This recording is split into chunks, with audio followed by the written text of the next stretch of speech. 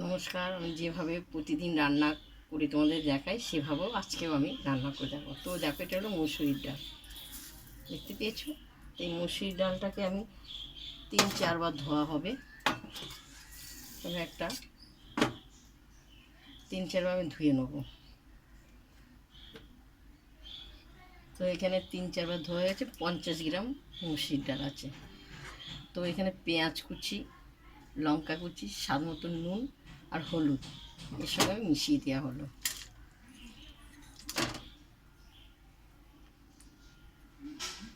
তো এখানে 50 গ্রামের ময়দা আছে, সরি বেসন আছে, ভুল হয়ে গেছে। তো একটা ডিম ফাটিয়ে দেবো। ডিমটা ফাটিয়ে দেওয়া হলো। তো এটা আমি ভালো করে মাখবো, সুন্দর করে মাখবো। দেখতে পাচ্ছি গোটা গোটা মসুরির ডাল থাকবে। মাখাটা হয়ে গেছে সম্পূর্ণ। তো কড়াটা গরম হয়ে গেছে, আমি তেল দেবো।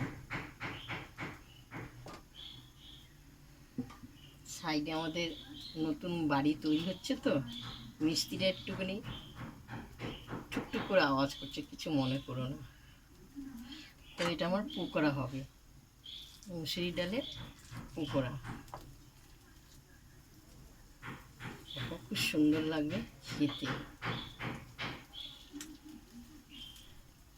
এটা আমার গরম হয়ে গেছে, এক এক করে আমি ছাড়বো।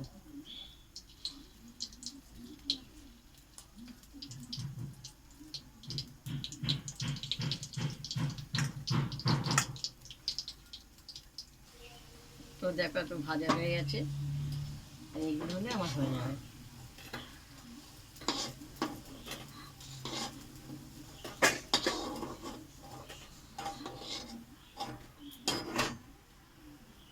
মসুরি ডালের পকোড়া গরম গরম খুব ভালো লাগবে খেতে।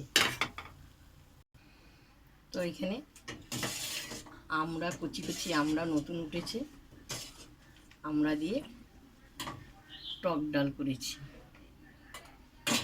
তো শুধু শুধু টক ডাল খাবো, মসুরি ডালে পকোড়া দিয়ে খাবো। কিন্তু এটা তোমরা বিকেলবেলা মুড়ি দিয়ে খেয়েও খুব ভালো লাগবে। আমি টক ডাল দিয়ে ভাত দিয়ে খাবো। তো একটা টক ডাল আমি নিয়ে নিই, আমরা দিয়ে, নতুন আমরা উঠেছে কুচি কুচি, এটা নেওয়া হলো। পকোড়া মসুরির ডালে, আগে আমি মসুরির ডালে পকোড়াটা খেয়ে নিই।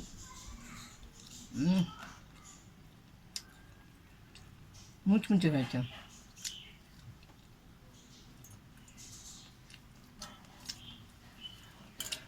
ভাবলাম শুধু টক ডাল রয়েছে, কি খাবো, একটু মসুরির ডাল ছিল, একটু পকোড়া করে নিলাম।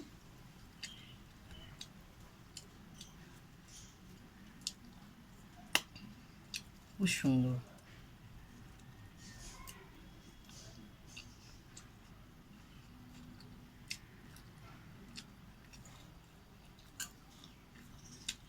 ভালো লাগছে খেতে। আজকে দুপুরবেলা এটা হয়েছে। তোমাদের যদি ভালো লাগে মসুরি ডালের পকোড়া, এভাবে তোমরা করে খেও। বিকালবেলা মুড়ি দিয়ে খাবে, খুব সুন্দর লাগবে।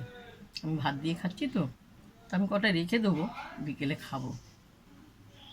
আমাকে লাইক দিও, শেয়ার করো, কমেন্ট করে জানাবে এই মসুরি ডালের পকোড়াটা কেমন হয়েছে, একটু লিখে পাঠাবে।